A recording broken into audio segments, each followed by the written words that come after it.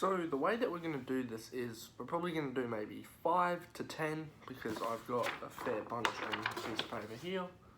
Yeah, and I'll just pick which ones who I want to start, bench, and unfortunately cut. Yes, so let's go.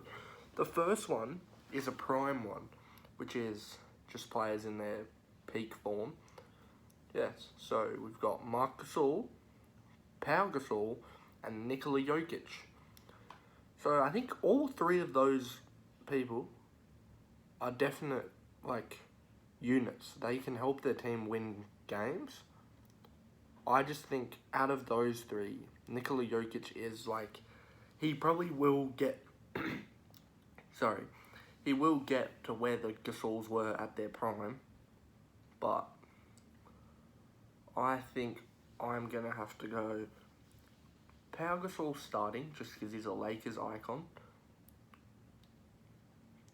Nikola Jokic being benched, and then Marc Gasol being unfortunately cut.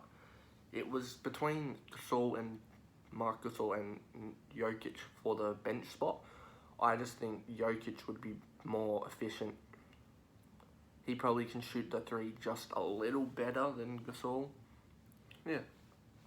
So that's why Pau Gasol starting, Nikola Jokic benched, Marc Gasol cut, but would have him as 12th man. Yes. So the next one is another prime one, which is Serge Ibaka, Hassan Whiteside, and DeAndre Jordan. So with those three, those are definite players who can help to win games for your team. But I think the weakest out of this three is definitely Hassan Whiteside. I can probably say that because Hassan Whiteside hasn't been in the league as long, but I think his downfall is he can't shoot the three at a reasonable rate. But then, think about it. DeAndre Jordan can't hit it either. He can't hit free throws either. So, yeah. So with this one, I'm going to go prime Serge Ibaka, who at the Thunder was lethal. Have him come off the bench. He would tear teams apart in minutes. Benching, I would have DeAndre Jordan, just because him and Lob City was a success. But, yeah. And I'm cutting Hassan Whiteside, unfortunately, just because I haven't seen as much from him. But I don't think he's in his prime yet. Yes, so the next one is a now players one. Yeah. Which is DeMar DeRozan, John Wall, and Bradley Beal. That is two former teammates in there, with being John Wall and Bradley Beal. Yes. So, with DeMar DeRozan, his career has been a little topsy-turvy. Because, he spent his first 9 or 10 years in Toronto. But then he got traded to the Spurs, which is where his career has kind of disappeared. But it's still there. Yeah. So with him, he's never been a consistent-ish three-point shooter. I think he just didn't need it earlier on because the league's evolved. Yeah, so with him, he's probably a benching guy. John Wall, with him moving to the Rockets recently, that makes the Rockets a lot more versatile, but then he's also kind of injury prone as well. But, like with everyone, if he's on, he's on. He can light your team up for 50, 60, 40 point double-double or some shit. Yeah, but he's injury prone, that's all what it comes down to. And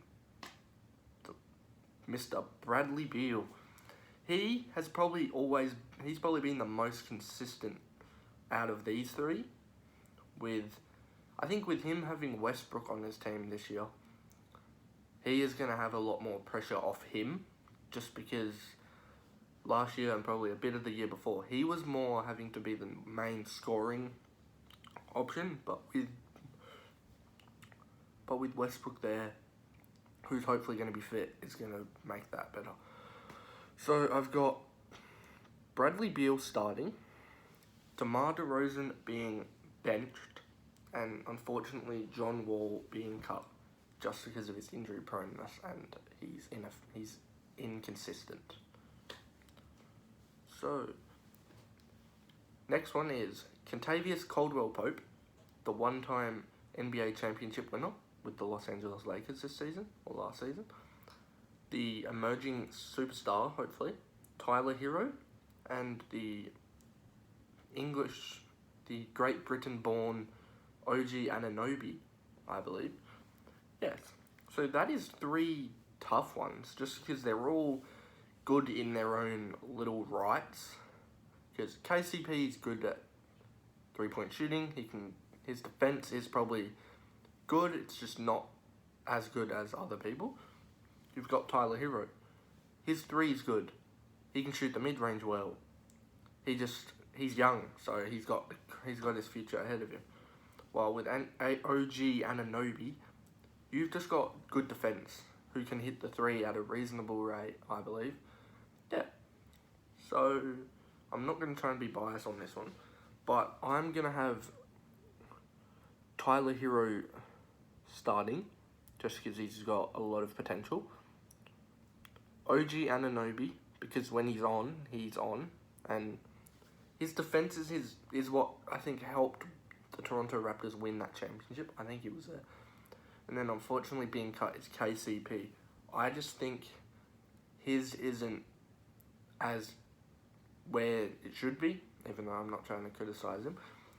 His 3 is just probably what his main thing is, but he still doesn't hit.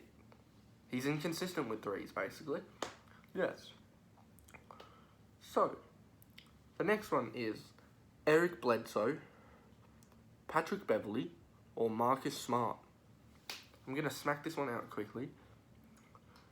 My starting point guard, my starting one is going to be Patrick Beverley. My benched is going to be Eric Bledsoe, just because he's more efficient, better at scoring, and unfortunately cutting Marcus Smart. But if I could keep all 3, I would keep them. But I think just Marcus Smart, his only good thing is that he's a good defender, but he can still score, but he's inconsistent. So that is 5. I think we are going to do a couple more and then we're done. Yes. So the next one is Pascal Siakam, Jamal Murray, and CJ McCollum. With all 3 of them, they're young-ish talents. I think McCollum's the oldest out of all, isn't it? Yeah. Well, Siakam has had an increase in minutes and performance since Kawhi Leonard left. Well, if you watched basketball last year, Jamal Murray had a breakout season last year. Many people are predicting he might win Most Improved Player this year. And then CJ McCollum, he's always been consistent. He's had some injuries here and there, but they haven't been too bad that they've stopped his performance. Yes. So going off now, I'm going to say CJ McCollum starting, Pascal Siakam benched, and Jamal Murray cut. But give it a year or so and Murray would probably be benched or started. Yes. So the last one might be D'Angelo Russell, Ja Morant, or Trae Young. With those 3, it's definitely an interesting thing because all 3 of them are between the ages of 20 and 24. Yes. So Trae Young is one of the best young point guards in the future, while Ja Morant's in that same position. But then D'Angelo Russell is also there. So it's all dependent. So I think this is going to be a difficult one. I'm going to go Trey Young starting, Jai Morant being benched, D'Angelo Russell being cut.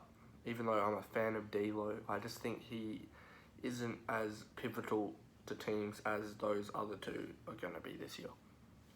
Yes, so see ya. We'll be back. Thanks for watching this video, video day 19, guys, and thanks for watching. If you enjoyed this video, you can click the little red subscribe button down below. But as I've said in probably 100 other videos, I'm not forcing you. Yeah, see you tomorrow for day 20.